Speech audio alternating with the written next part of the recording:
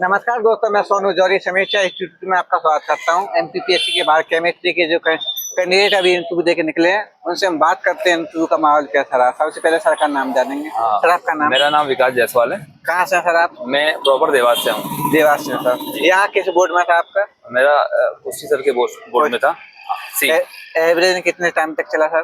10 से 12 मिनट चढ़ा हुआ। 10 से 12 मिनट। कैसा रहा सर इंटरव्यू का माहौल? अच्छा है। जैसे ही मैंने विश किया, उन्होंने बोला कि आप आइए बैठिए, और उसके बाद में उन्होंने खुद ही नाम वो बोलते गए, नाम, स्कूलिंग कहाँ कहाँ से मैंने की है। स्कूलिंग के बाद कॉलेज के बाद उन्होंने कहा बीएड भी आपने कर लिया है। फिर कहा कि आप तो ऑलरेडी पीजीटी केमिस्ट्री हूँ, गवर्नमेंट में हूँ। तो सर ने कहा कि आप तो ऑलरेडी गवर्नमेंट में हैं, आप मत आइए यहाँ पे, क्या जरूरत है आपको आने की, आपको आवश्यकता ही नहीं है।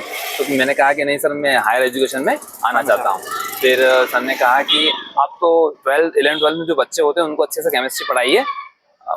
तो बोले कि जो कॉलेज में जो बच्चे आते हैं वो कुछ ज़्यादा वो पढ़ के नहीं आते। तो फिर मैंने कहा कि नहीं सर, अगर बच्चा कॉलेज में आ भी गया, अगर उसको नहीं भी आता है तो हम बेसिक से उसको फिर से पढ़ा सकते हैं। फिर सर ने मैम को ट्रांसफ़र कर दिया। मैम ने पूछा कि आप क्लास 11th में कौन कौन से चैप्टर पढ़ाते हैं। सारे चैप्टर के मैंने नाम बताए। फिर उन्होंने कहा कि हाइड्रोकार्बन जो होते हैं वो बता दीजिए। मैंने बताया अल्केन, अल्काइन। फिर वहाँ से एरोमेटिक में वो फिर बेंजीन पर आ गए।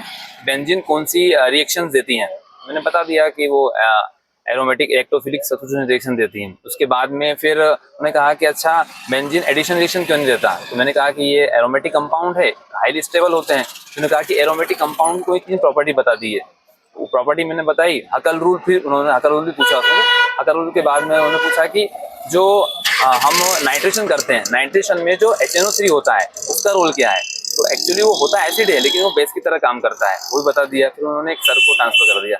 सर ने मुझसे फिर कॉन्जुगेट एसिड बेस पेयर के बारे में पूछा, और ये पूछा कि जो OH- आयन होता है उसका कॉन्जुगेट एसिड क्या होगा। तो वो H+ आयन होगा। उसके बाद सर ने पूछा कि 1 ग्राम कार्बन में कितने एटम होंगे। तो वो पेज दिया था हमें सॉल्व करने के लिए। मैंने कर लिया था सॉल्व मैंने। सर ने दूर से देख के बोला कि हाँ ठीक है। फिर थर्ड सर को दे दिया, उन्होंने ट्रांसफ़र किया। उन्होंने कहा कि कैल्शियम क्लोराइड के लिए कोई टेस्ट बताइए। तो मैंने सर से पूछा कि कैल्शियम आयन के लिए पर्टिकुलर चाहिए क्या। तो उन्होंने कहा कि हाँ। तो फिर मैंने बताया कि सोडियम हार्ड वाटर में उसको Na2 जो हमारा EDT होता है उससे हम कैलकुलेट कर सकते हैं। सर ने एक क्वेश्चन और पूछा था, पर वो मुझे याद आया नहीं, सॉरी बोल दिया मैंने। बाकी ओवरऑल हो गया। सर ऐसा कोई क्वेश्चन था जो आपको बना नहीं और आप? हाँ, एक टेस्ट कोई सी पूछी थी उन्होंने किसी पर्टिकुलर एलिमेंट के लिए, तो वो मुझे आई नहीं, मैंने सॉरी बोल दिया था। सर आपके डेप में हॉबी वगैरह होगी तो वहाँ से हॉबी से कुछ क्वेश्चन नहीं, कुछ भी नहीं पूछा गया। NEP से कुछ भी नहीं पूछा। एनिसेंट केमिस्ट्री में कोई? बिल्कुल एनिसेंट से भी कुछ नहीं पूछा सर। कुछ भी नहीं पूछा।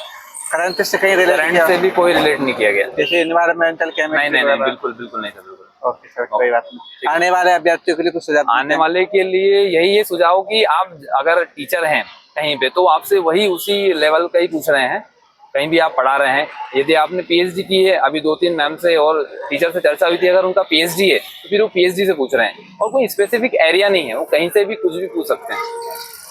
थैंक यू सर हमारे साथ जुड़ने के लिए। आपको बहुत बहुत शुभकामनाएं। Thank you.